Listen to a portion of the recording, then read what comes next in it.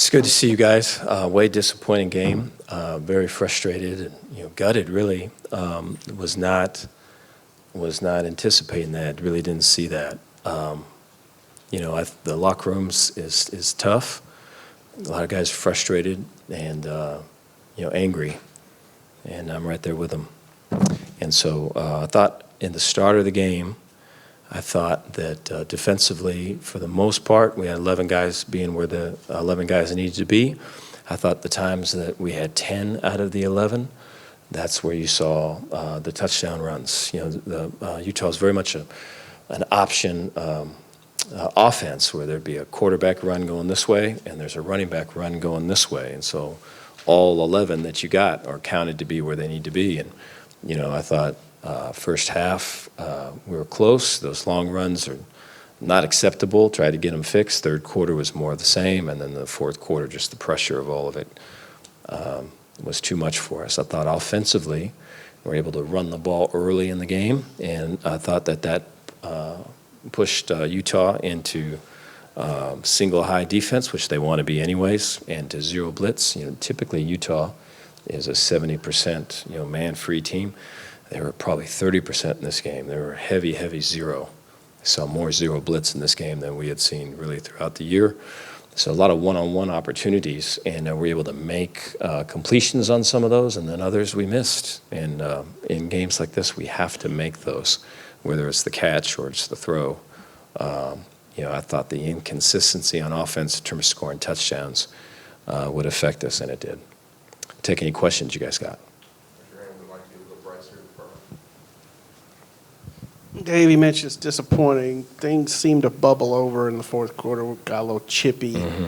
How did you address that with the team? And, that's something that can't happen. Yes, I agree with that.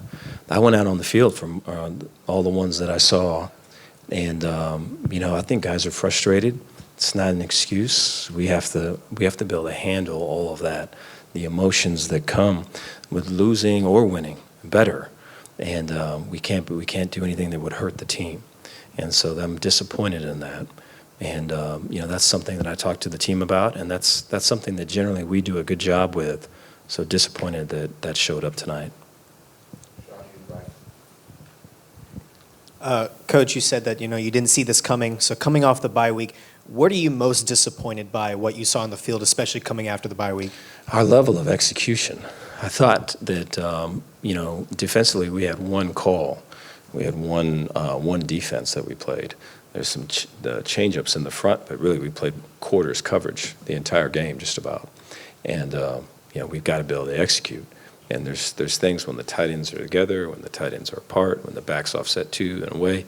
And I just think all of it was, all of it was, and I take responsibility for it, but all of it was not executed the way it needs to be.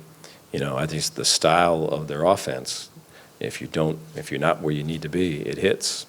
Other people have been hit, and we were really thinking that we were going to be much closer to it. I think there's parts and pieces of that early in the game where we needed to be, and it was 2-yard gains or 0-yard gains or tackle for loss.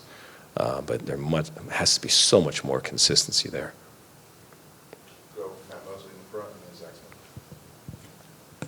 Dave, what did you say to your team this week about the MAC situation, if anything? Yeah, to keep the focus on trying to improve daily and to keep the focus on trying to win. I just think there's been some distractions this season, but there's distractions every season. And, it's my job to keep that out of our front view and keep that off to the side. And so it's always a difficult challenge, especially with a night game and a later start on Saturday. You want people basically away from their phones as best you can. But yeah, we have to stay. We have a chance to win 2 more games, and that's really all that matters. Okay.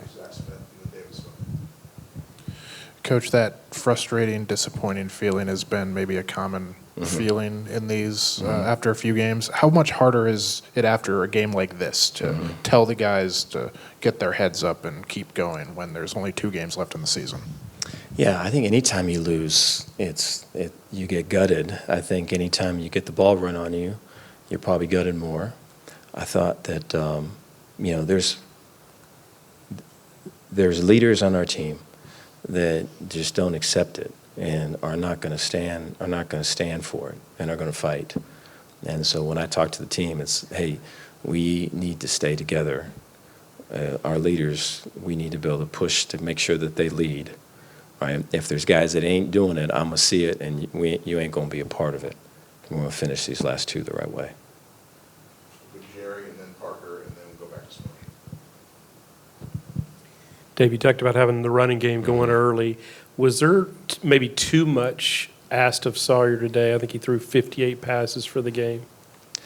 Probably so. I think the run game had to be more consistent throughout the game. I think when we were not able to keep the running game going, it forced us into second and longs.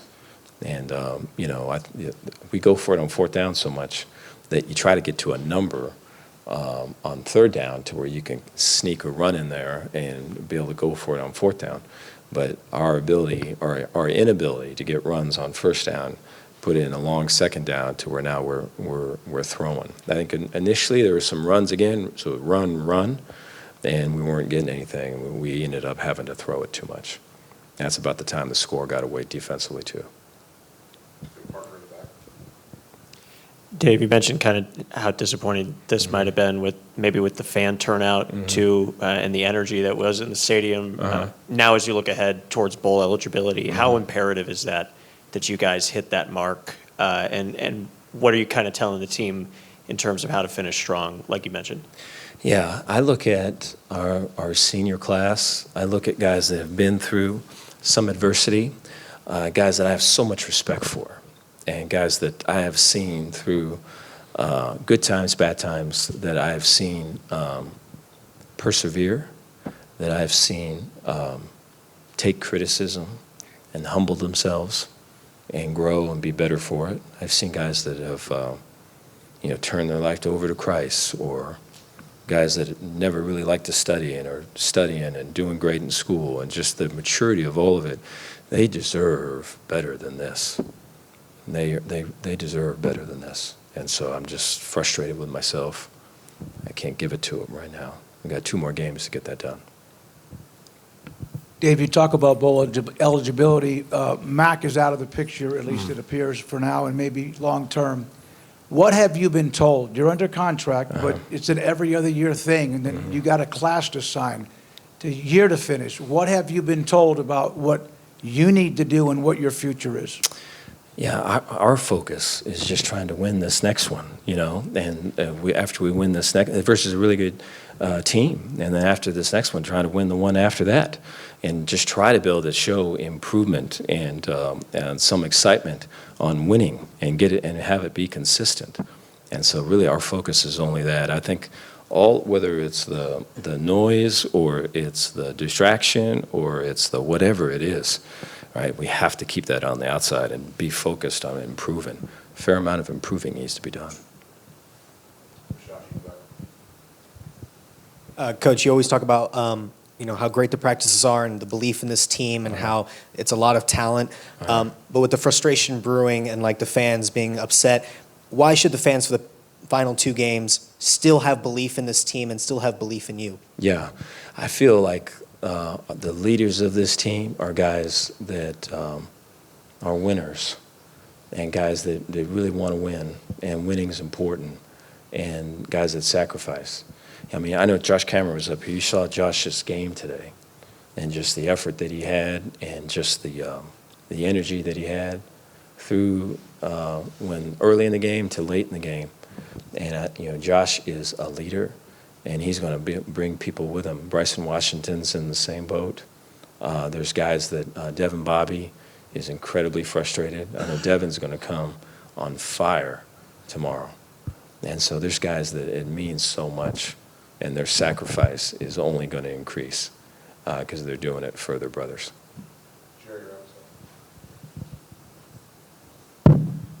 Dave, you talked about Josh. He had career highs. He plays with a chip on his shoulder. Late in the game, when the game's out of hand, he's still making big plays. I guess it doesn't surprise you at this point, though. Early in the week, we had Sawyer up in our team meeting, and Sawyer talked about his toughness and how he wanted to show toughness in this game and how he knew that it's going to take toughness to win. And he said, I want to call up Josh. I want you to match me. That I'm going to put everything out there. I want you to match my toughness. And Josh went up there, and he talked about his intensity. That this is going to be the most intense game that he's ever played. And I think both of those guys did it. Ashton Hawkins got up there and said, man, I'm going to play with more fire than I ever have. And I thought Ashton did that too. And so we got to get more guys in that boat, and where they're consistently, executing, right, with the emotion that comes with playing the game and funneling it the right way. All right, thank you guys.